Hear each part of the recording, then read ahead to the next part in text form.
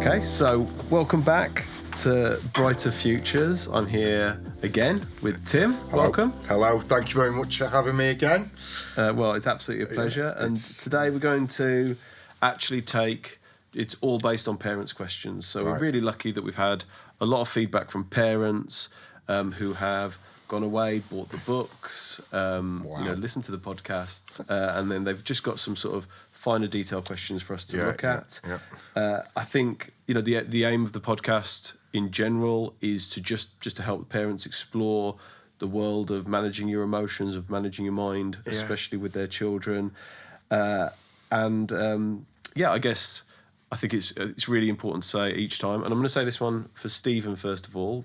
The most important thing is that we're recording in a school, so there might be some live ambient noise, and I always forget to mention that. So that's one for the sound team. Mm-hmm. I think the second thing is that, as you've said before, Tim, parents, carers, they're the experts with the children. What we're trying to talk about here are things that just might be helpful, share something, and we hope that they're helpful, we hope they're relevant, but ultimately, this is, parents and carers, they're the ones that are in the best position to sort of know their children and the children's minds.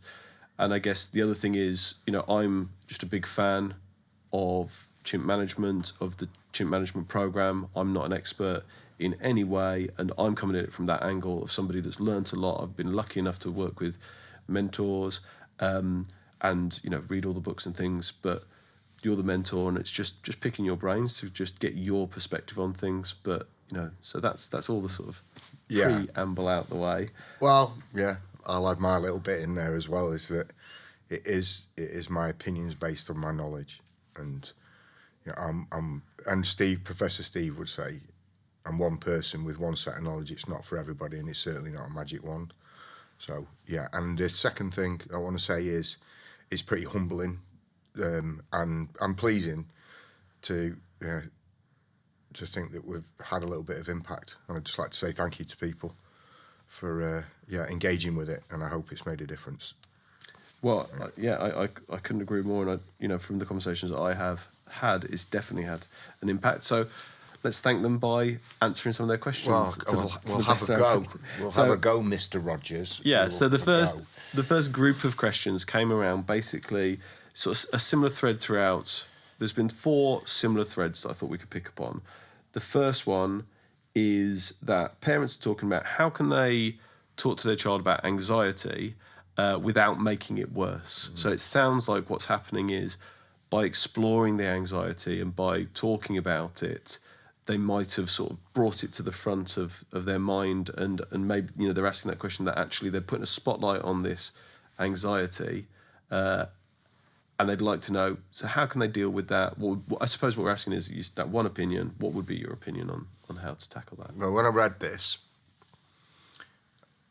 the first thing I want to kind of broach is being sure that we're using the right terminology with anxiety.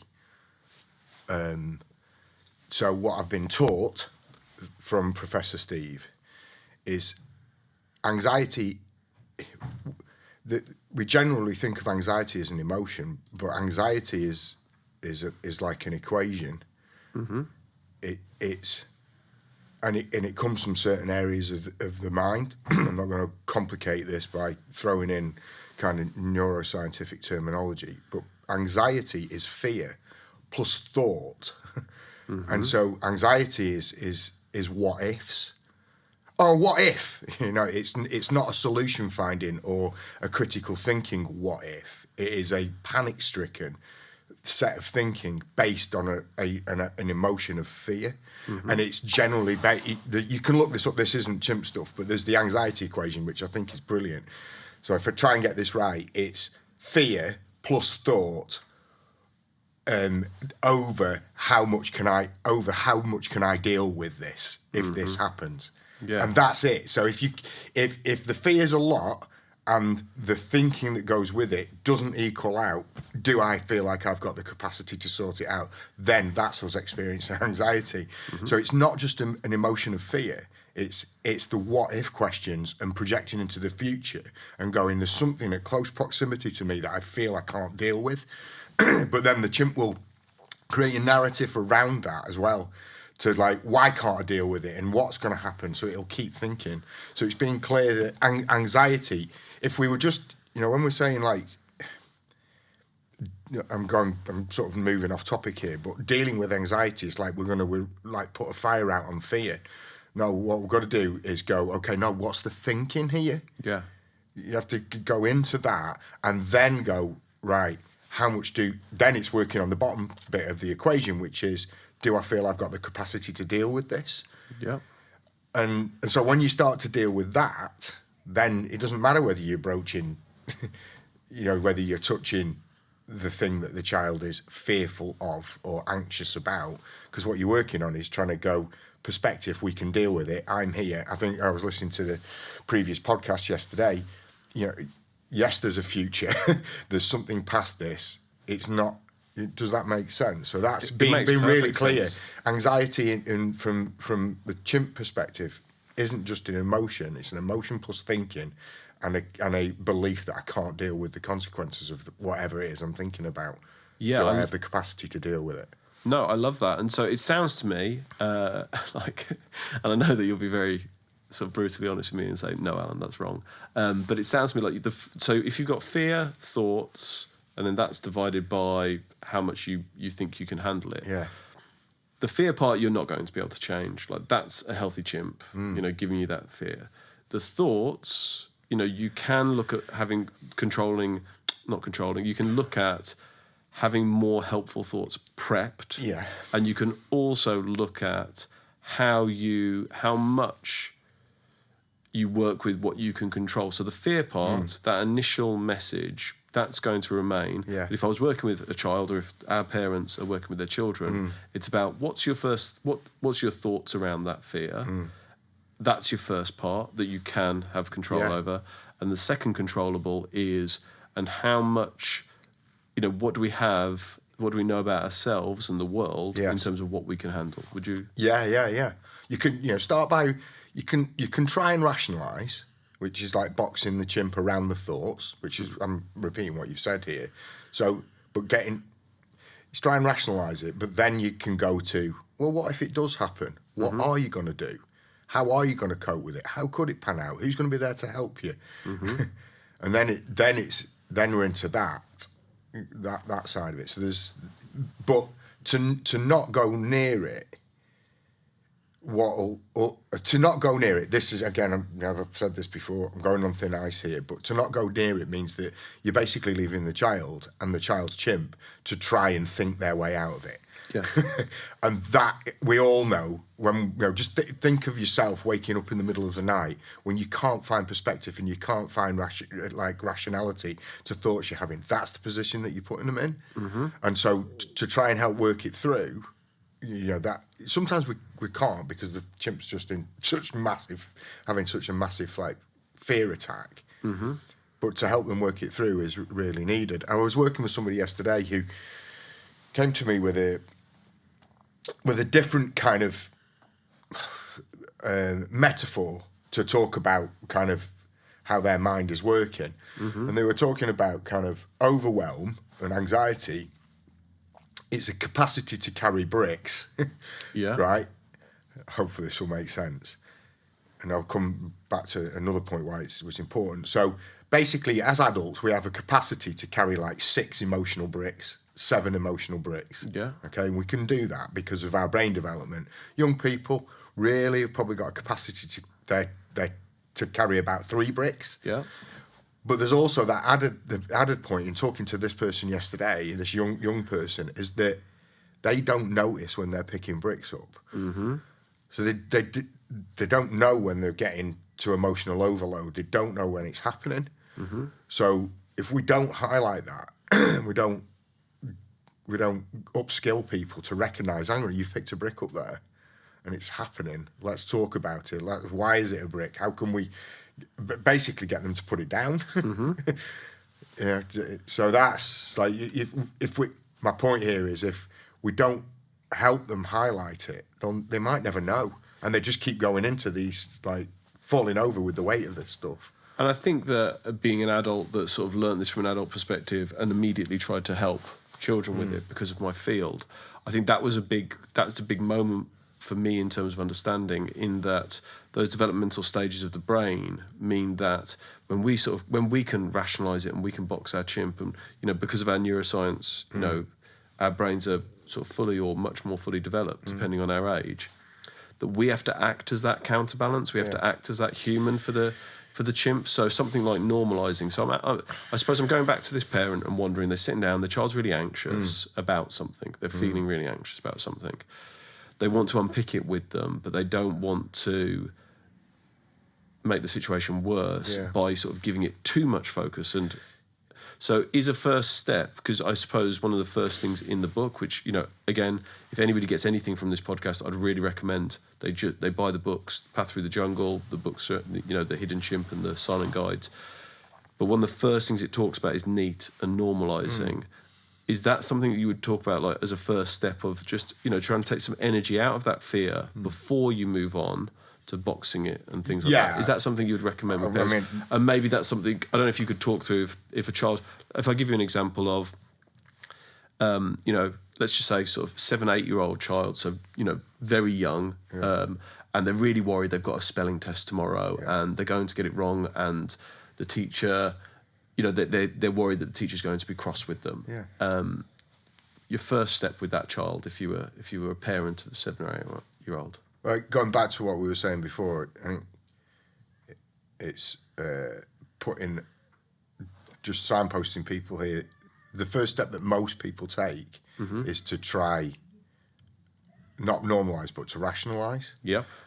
And so because we are, and I think I said this in a previous episode, is, we are driven to quell and calm and nurture young people, and particularly our offspring. And so the discomfort that it causes in us, which is on purpose, it's to make you act. So the discomfort we experience when a child is in front of us showing their discomfort is driving us to put it right. And so the first step in most people taking putting it right is to try and find solution and shut it down. Shut it down sounds like you're trying to stop it, but you're trying to put the fire out. But what happens is that perpetuates the child. It doesn't feel listened to, because then we're into EUAR. They let them express, acknowledge, and understand that they're in the situation that they are. So the chimps, if we're in chimp mode when a child is in distress, we go straight to trying to quell it. When we're in human mode, first thing we've got to do is try to understand. So that means we've got to listen. So it's once we can really understand what the issue is, then also the child feels held and feels understood. So and they're quite likely going to be irrational in it when they're expressing, because they are in chimp mode, so they're not going to have perspective. They're going to be irrational. So it's very easy to go, hang on a minute, this is ridiculous, and you're being irrational. And what you just need to do is, so the first thing is listening, because you can't normalise something unless you really understand it. and actually we literally, I had a conversation with somebody else recently, on the other channel of the podcast, talking about coaching and coaching adults, and like whole spectrum of sort of high performers, and they said, they talked about, like, you're not trying to understand. To be, one of the tips to be a good coach was, don't try and understand the problem, try and understand the person. And it just sounds like it's similar advice of don't. So how many questions are there in the test? So what are the spellings like? That's not the question. The question is, so tell me more about how you feel about it, and what are you really worried about. Exactly. And just if you go into that, then, because I think we've all experienced as adults as well, when we're really when we're up about something, and somebody just tries to rationalise it, it's close to the most frustrating thing in the world, and we know how that feels. So, but when people do try and sort of dig more deeply, it does have a naturally calming effect, because you don't feel on your, like, that's my interpretation, you just don't feel on your own with that, and then you can rationalise it yourself much more. But so I kept talking then when you wanted to. No.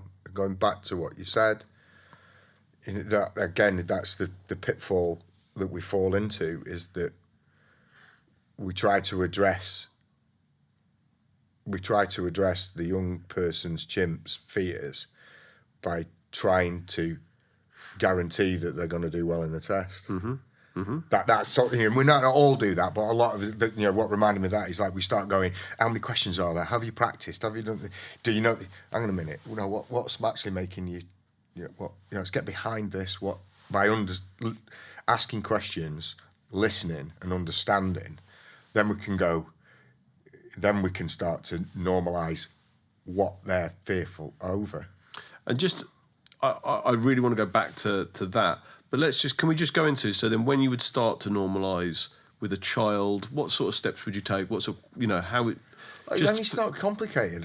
For me, Alan, it's not complicated. I have to be respectful of a couple of things here, is that, I'm talking to parents who are, as I said, ultimately skilled, and I'm talking to you, who's somebody who, is an experienced, knowledgeable, passionate, and skilled teacher. So, I can only give you my opinion, but for me, it's once you understand and you've used your theory of mind, not, the danger with this is that you just give it platitudes, but like asking the questions and going like that, whatever it is, we often use the like simple analogy of like a child dropping an ice cream.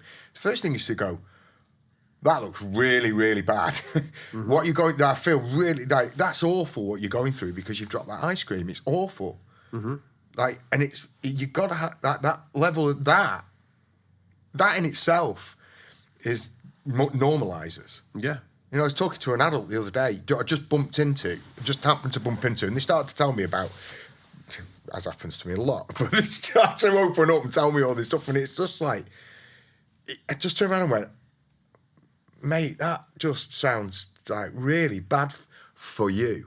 And then that's a really key thing as well, is that it's theirs. This is subtle. It's there. If we start to really, Steve Peters always says, what you've got to do is step into somebody's world, root around, experience it, and then step out as quick as you can. Once you've got a feel for it, because if you then start living that, then you're destabilised for them. So you don't stay in their world. You go in and find out what it is and experience it and go, oh man, for them, this is like, whoa. Then step out and go, right, now I can go back to you. And so for this person the other day, I just went, I've got a really good feel for that now. And it sounds like it's really, really bad for you. I just get it. Now, just that in itself, they go, at least somebody gets me. Yeah. And now it's I'm not failing if I feel like I feel. So then they go, right, because then they're going to shift into human mode, and then you start going, hang on a minute, how else could we see this? What can we do? Have you been here before? Can you? Now we're into the bottom side of the equation. But you've got to shift. You can't go into the bottom of the equation unless you've tried to facilitate them shifting, which is listen, ask questions, understand, and acknowledge the situation that they're in and go, cool, that doesn't matter what it is. It's not mine. I don't own it. Like I could sit there from my perspective with a child with an ice cream and go, that's ridiculous. What are you doing? It's only an ice cream. You can have another one. All that does is perpetuate it. So acknowledge means, in the language we're talking, it mean like, oh no, don't say that, or like that's never going to happen, or oh, it's not as bad as that, or because I suppose to speak as a parent, and as a step parent, you are listening to things when they're telling you this will be the end of the world.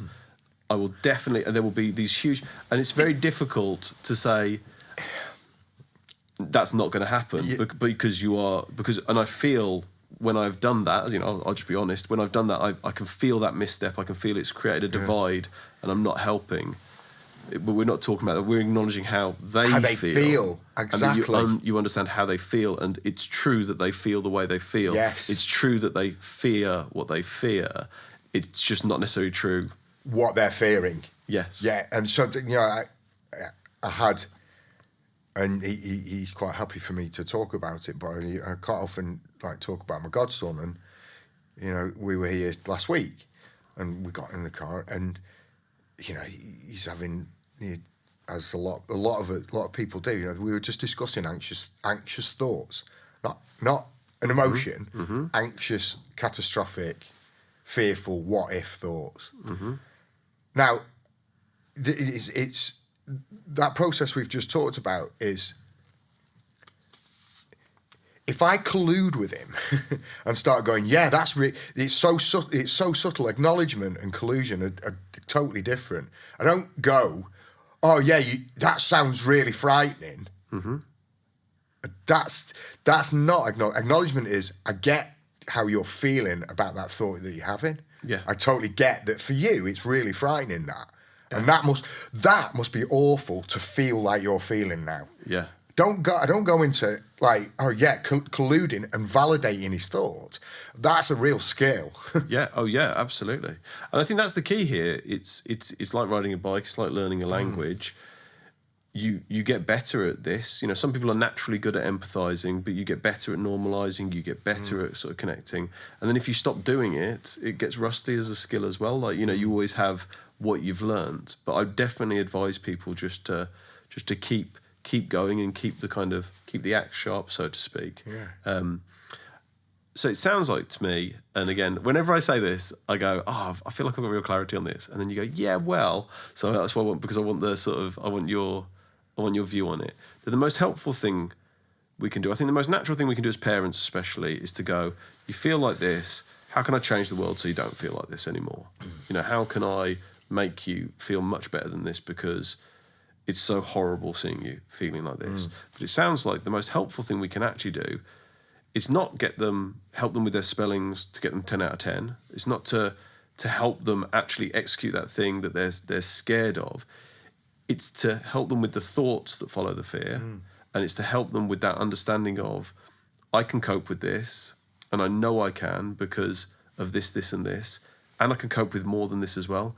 Actually, that sounds to me like those two things, giving them some helpful thoughts to rebalance that fear and to act on it in a healthy way, and then to give them that knowledge of, yes, this does feel scary. Yes, it's not nice taking a test. It's even worse when you haven't done the preparation for it. But regardless, you'll be fine, and you'll have another opportunity. Yeah. It was the stuff that we did in the previous episode from about the SATs. You know, we rolled that out here, and then we rolled it out at Hill as well. You know, so you know, it was 6 deliveries of that. I took it up into the northeast as well and did a condensed version with however many classes of year 6s up there. And that, what you've just said there, what we worked through in that workshop was trying to get through the whole process of what we've just done. Let's start. Tell me about how you feel about your SATs. Let me really understand it. Let me then get you into, okay, what's the reality? What have you got control of? What have you not got control of? And then it is, what are your fears, and what are you going to do if they happen?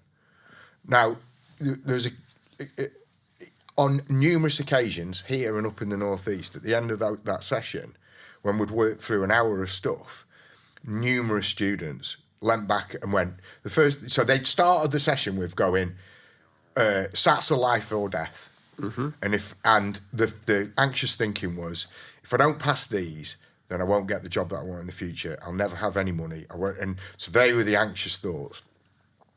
Hopefully this is going to make sense. By the time we finished the session, a number of them turned around and went, right, the truth is that my SATs decide on some levels the groups I'm going to be in when I go to high school. That is where I'm at the moment. I need to be in a group that is fitting so that I can learn, and I'm going to work from there to get myself better and see if I can move up. Now that's like a paradigm shift of, like, 1 minute they were in Chimp and then they worked it out in Human. And so they went, right, I'm frightened. What are my thoughts? How am I going to deal with this? Yeah. And they got the equation for themselves. This lad just leant back in his seat up in the northeast and he just went, you know, there's a video we start that session off with a girl who's running a hurdles race, and she hits every single hurdle and falls on the floor. And then you ask the class and go, is she failing? And they all go, no. And you go, why? He said, because she keeps getting up and going again. Yeah. And this lad just at the end of the session, he went, whatever happens in my SATs, I'm going to get up off the floor and get my head down, and I'm going to push into the second half. He loved football. Yeah, love it. And that, you know, that he had got the bottom side of his equation. Will it work all the time? Definitely not. No. Can you go back and reference it when you get him out of Chimp? Absolutely. Yeah. And ultimately, and I guess that some people might hear it and some people might sort of have been very, very successful. And I suppose I get this from, you know, a percentage of people. And, you know, it's been something that I've thought about as well, is that, yeah, but the fear drives you and there's a lot of success that comes. And if you're just like, oh, yeah, I can cope with it, then you're not going to achieve the same kind of success as somebody who is.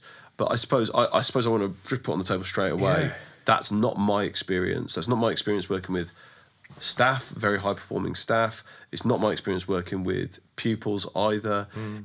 Mine is the opposite, that when they can cope and when they have that grounding, they still want to achieve. They can just do it far, far more consistently and in a way that's not damaging to other things around. And they can enjoy that achievement much more than when they have that fear-driven. I mean, is my experience totally sort of different to yours? I'd agree, but you know, as with everything, there's uniqueness and outliers, and yeah, you know, absolutely. there's a student in a school I'm currently in.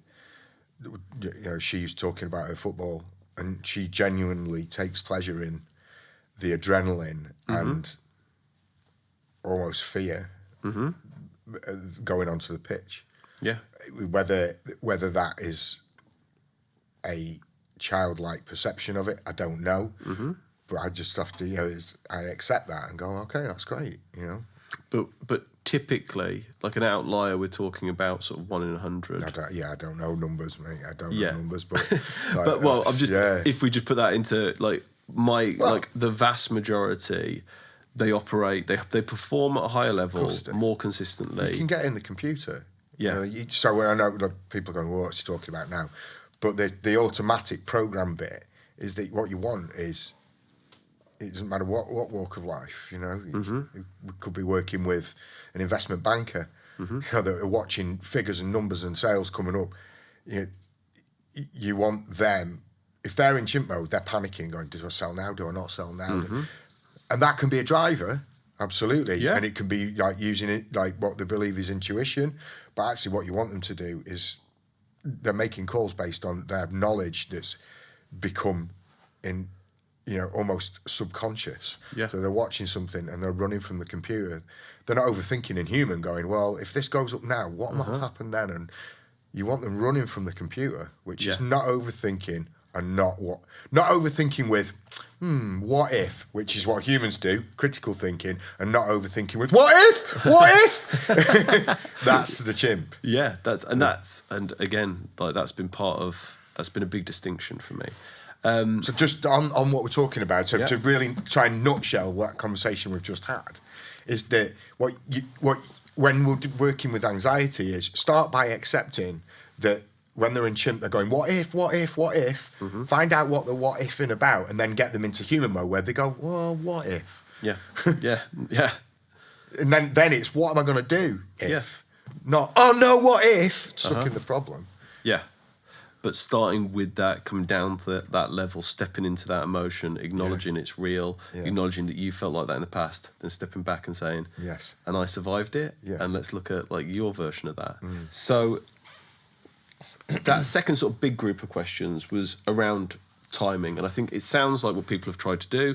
And again, you know, certainly my experience as, you know, being far more novice with this type of thing is you can get in there and you can try to sort of help manage a young person's chimp, but when they're in a quite an emotional state, and you get a lot of defensiveness, and I think potentially in that mode as well, or in that moment, you can almost undo some of the work, and they can say, oh, I hate this chimp stuff, I don't want to talk about it, so that when you try to do more helpful things, you're almost creating sort of barriers with it.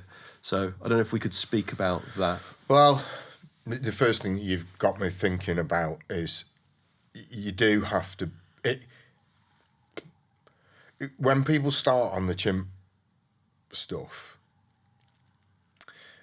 it's like having a new toy, and you've got to be really careful about how much you use I think you should, we should embed the language without a doubt, but you've just got to be careful about overusing, because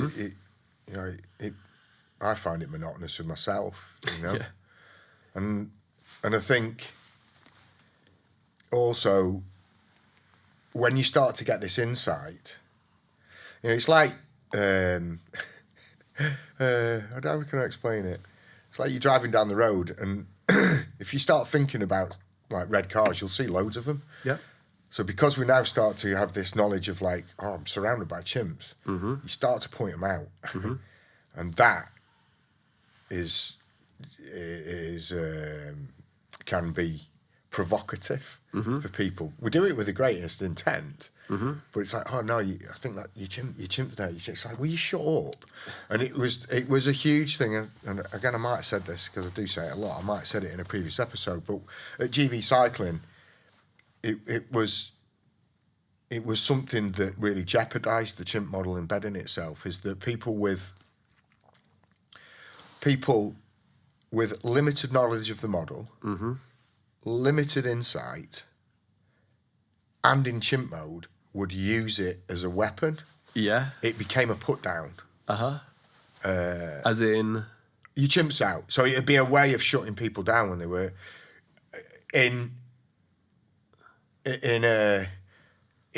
when they were even from different levels, even when they were like putting things on the table, suggestions for ways of working, or if they were expressing their emotion in the moment, like and exercising their chimp, basically. People that didn't have that insight to go, this person's exercising the chimp, and I need to do my part here to do what we've just been talking about, which is hold them and have theory of mind and go, cool, that's really difficult for you. What they did was either go, because it was discomfort for them, or they felt challenged or threatened, they'd just go, your chimp's out, to try and shut them down. Yeah.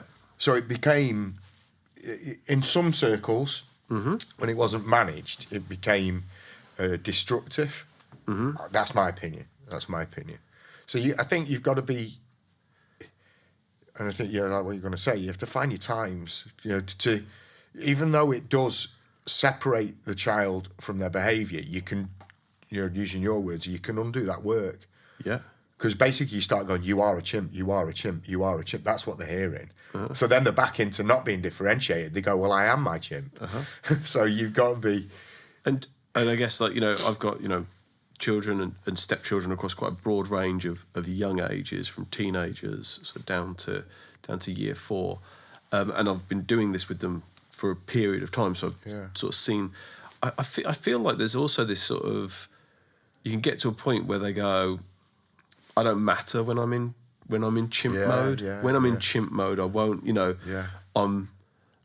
Not valid. I'm like, so I think that there's something in that to speak to. And to be totally frank with you, I'm thinking about that now as we're talking and thinking, right, okay, how could I go back over that ground? But one of the things I have tried to do throughout my conversations is to say, look, just because I'm an adult, I'm walking this path for the first time with you right now, and I'll commentate on, I wish I'd done this differently, I wish I'd handled this conversation differently, because just because I'm an adult doesn't mean that like there will be no missteps on this. But what I will do is I'll go back to them with you, and I'll do my best every single time we look at these things. But like I can promise I won't be perfect. I think that, but naturally as your children get older, you can sort of have those conversations more with them. But in terms of timing, I'm just thinking along the lines of where the conversation is going. Going back to, I find I'm really selective about having different words for it as well. And my chimp and my computer understands when it's the right time to use different words. So with what we're doing with the students here is, we and it's in my hidden chimp, which is we launched the model as starting with this red blue, and I know lots of different people use the red blue kind of So by having different ways of saying it, so if I feel like the individual, adult or child, is becoming particularly prickly, or it's not, if I was to point it out as chimp in that moment because of the behaviour, I won't use that. I'll go, well, just, is this red brain or is this blue brain? And it's slightly less. And then you can go, cool, once you've broken the ice with it, and then you go, whoa, do you think your chimp's got a hold of you here? Yeah. So that's having different ways of... And then it would be red brain for the chimp, yeah, and blue brain for the human. Yeah. Yeah, definitely. And I think, and even with adults, yeah, I've experienced that. I've talked more about the limbic system. Yeah, it's just less pointy for just some to people. kind of, and the second thing you were saying, I've forgotten what it was. I was talking about sort of maybe commentating on... Yeah, yourself. That's what you're saying. And I think I think it's vital. Mm-hmm. Steve would sometimes challenge that. He wants us to be very Magnolia. He calls us, we should be Magnolia mentors, which is don't put your stuff out there. But the whole story that the premise that I deliver these sessions with is, is that my chimp's massive, and we're so different than each other, and it's constantly like pecking at me, and I make that really overt with the students, normalise it, and. When my chimp's in the room, I make it really clear that it's trying to do what it's trying to do. Yeah. And I often get the classes to comment on it and do like I'm like, you're the mentor. When have you seen my chimp? And part of the sessions that we do, I put my list of what the characteristics of my red chimp brain is like. Yeah. Put those on, so they've got a grip. So at the start of the session, they know. But I'm going to show you who I am. Now, at the end of the lesson, I want you to critique me and go, what elements of my chimp did you see today? And tell me how well did I do it being in my blue brain, and just like going with them with that. Yeah. So it empowers them, and then they go, and that's the normalise and go, it's okay. Yeah, that's exactly what I was and thinking. I'm not going to label you as your chimp, but I know it'll come out. Yeah. My job is to help you, get back. That's my job. That's my job with anybody, to sit there and facilitate them, not staying in human mode. My job is to give them the skills to recognise and get back to who they are when they get hijacked, whether they're an Olympic champion or a 10-year-old in this school. That's my job. Yeah, yeah. Okay, then. That's my job when I'm driving down. If I'm driving down the road and I mistakenly cut somebody up in the car, now I don't see my job as to take their chimp on. My job is how quickly can I get them back into human? That's what I'm there to do. No, it's I love the way the angle to look at it like that, because I just think it's a small thing, language, but it has such a knock on to your actions. But so one of the things I guess critique my approach here with this type of thing, because again, in the moments when somebody is very angry or anxious or any kind of heavy emotion or that extreme level of emotion, I have found that it's very, very difficult to connect with them. It's still difficult if you have taken the step I'm about to talk about, but much is to sort of establish rules beforehand of what will be helpful, for you, from me. What do you want me to do? What do you not want me to do? Here's the rules from me. Here's what I don't want you to do. Here's what I do want you to do. And again, from the hundreds and hundreds of children that I've worked with, the children that that I have, those plans there is uniqueness to all of those plans. So in terms of getting past that defensiveness, would you advise people sit down with a young person and say, look, I know we've had situations where you've got very angry about this or very anxious. Let's come up with a plan of how we can help your chimp in that mode, how you can help my chimp in that mode, and how we can, it's going to happen, it's normal, let's navigate it together. What would you advise? Everybody that's listening, I don't need to say anything now. Just go back and listen to what Mr. Rogers has said, because I don't need to say anything. That's great. Yeah. I don't need to say anything on that. See, my chimp's going, it feels bad now that it was just showing off, but I'm not trying to do that. I don't need to comment on that. It's and also that you're consistently with young people, and that's your role. I've said before, I'm Mary Poppins. I come in here and do what I do, and then I disappear. It's I lay the foundation to that work that you've just talked about there, which is now we're in human mode. Let's make some plans in our computer for when we're in chimp, for all of us. That's. And my understanding as well on that is that's a method. That type of thinking of involving somebody, how, that separation that we've talked about multiple times of how do you want to, you're going to get angry, how do you want to feel afterwards about how you've handled it, giving them ownership of the plan, those things, those are steps that are universal. Those are steps that you would recommend for, not just for children. Well, just in really simplistic terms, when you're talking there, we all, in elite sport, regard adults to adolescents, we had the 10-minute rule, and and parents had to adhere by the 10-minute rule, which was after a race, nobody goes near an airlock, regardless of whether it's a win or a loss, or a catastrophic crash. You don't go near for 10 minutes. Everybody decompress, and then approach. And then also you would build that. That was just foundational. Then it was like, who do I go to first? Yeah. Does the rider come to the coach? Does the parent go to the coach? Then they after 10 minutes, the parent exercises their chimp with the coach. The coach then placates that. Then the coach goes to the rider. Yeah. Then talks to their chimp. Yeah. But there's a 10-minute. That 10-minute airlock there would allow somebody to go, right, do I still need to go and just get this off my chest? But it's the same.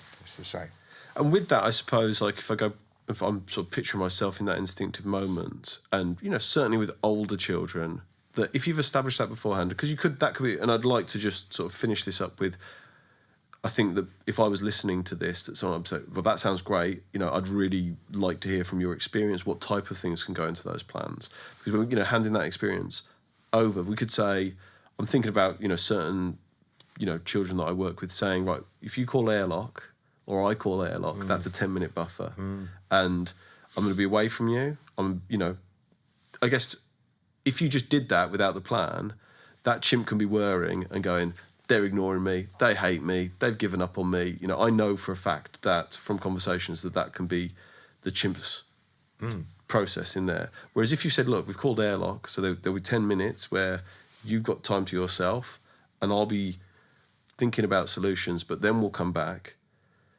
That changes that because that's already established. The chimp can't go down those paths.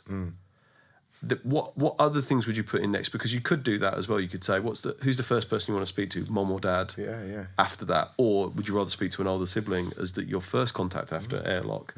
Then after that, we're going to discuss how you felt, why this got to where it was, what you wanted to happen.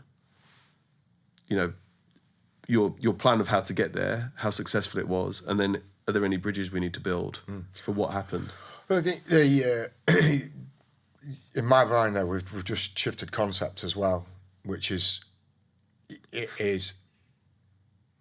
we're into like the mental warm down and debrief of what has just happened, whether it be like in the context of what I was putting it, like there's the debrief on the race, but there's also the debrief on what happened after the race. Yeah.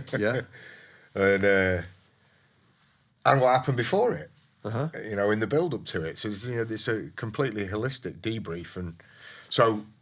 But can I just, on that though, that sounds really useful because I can see people sort of putting a lot of energy into this, and I'm speaking to myself as well, and then trying it, and then it not being as perfect as, and then going, and throwing it out. But actually it's just like anything else. You need to debrief on that and then go, well, these bits worked really well, these bits didn't.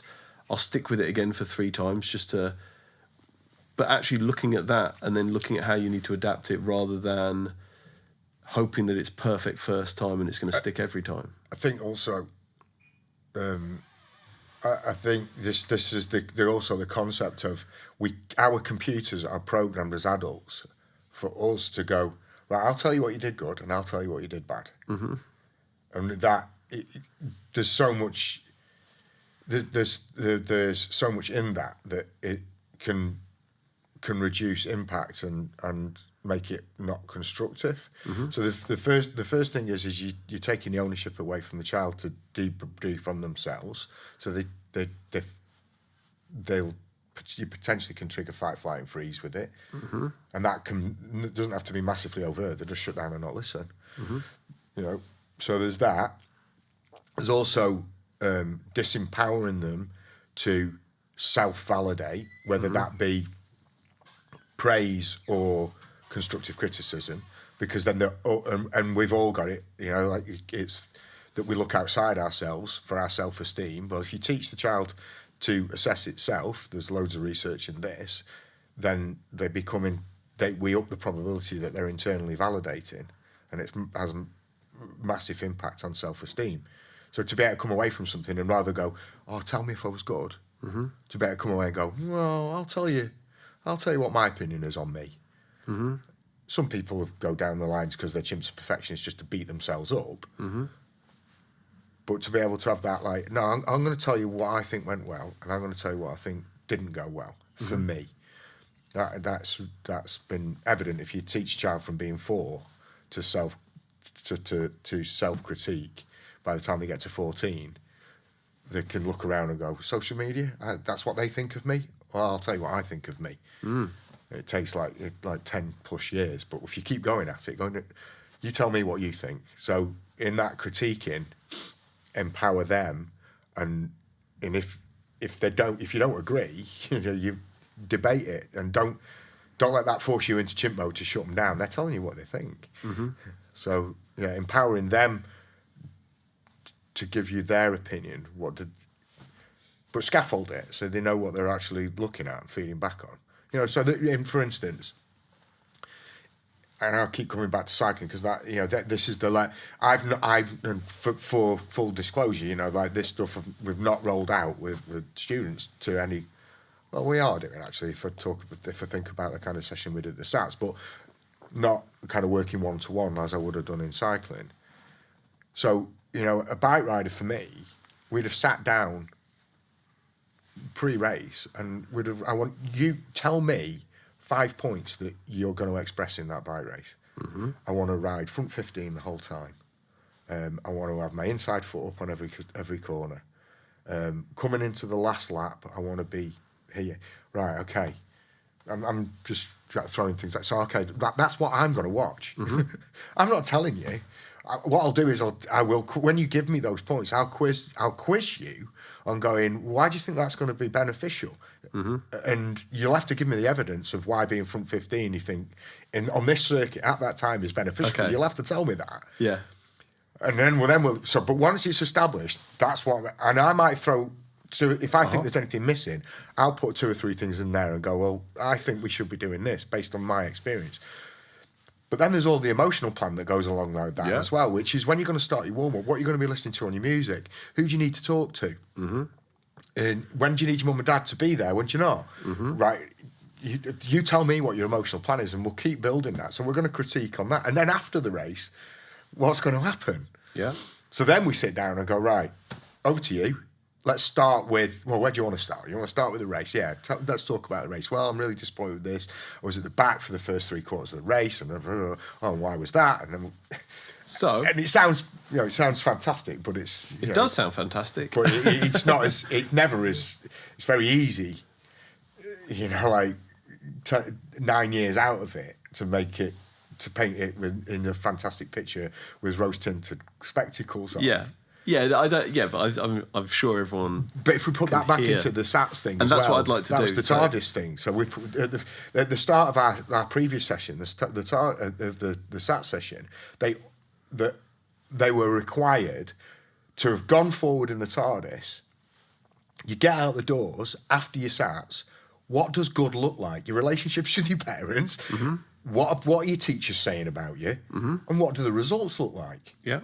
So then we come back and now write me a plan of how you've got to be to up the probability of what that is. So they write that down. So now they're accountable, and they've had ownership of that. So just to wrap this up, because I think it's been incredibly helpful, like what we've discussed here for me personally. So I'm confident that will translate. We've got 2 children here. Both we've talked a lot about the SAT sort of stuff, but they're both sort of 7 or 8 years old. Or maybe one's 7, one's 14. One, we know they're going to a party at the weekend. They're not big on sharing. They're not big on disappointment. And what happens is their chimp gives them very big, angry messages when that happens. So we know we're going into Saturday with that. Yeah. And then the other one, they've got a teacher who is really, really committed to their success. So points out all of every single imperfection. They're really, really like panicky about this test because they really believe they've got to get 100%.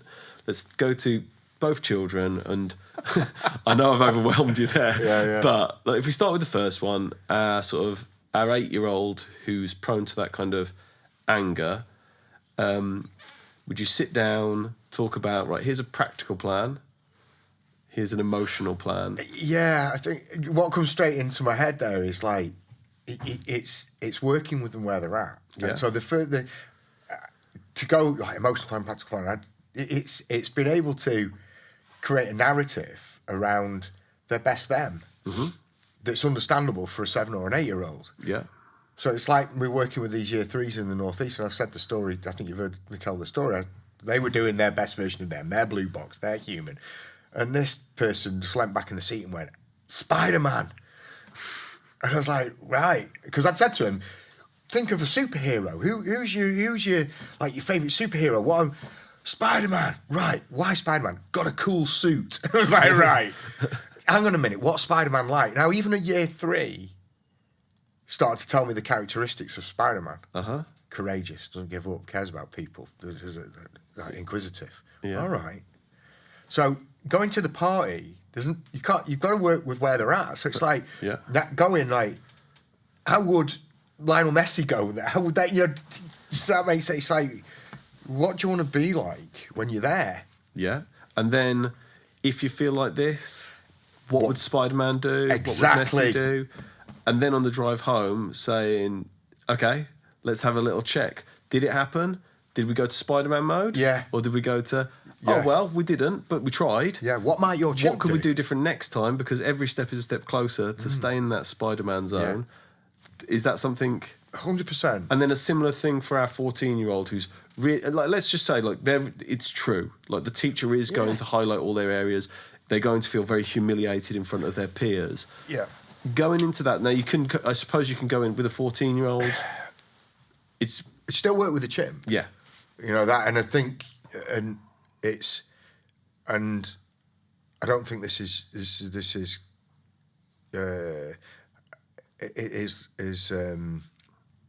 specific to any particular gender, but with a 14-year-old, the chimp wants to win and wants to look good in front of the group. Yeah.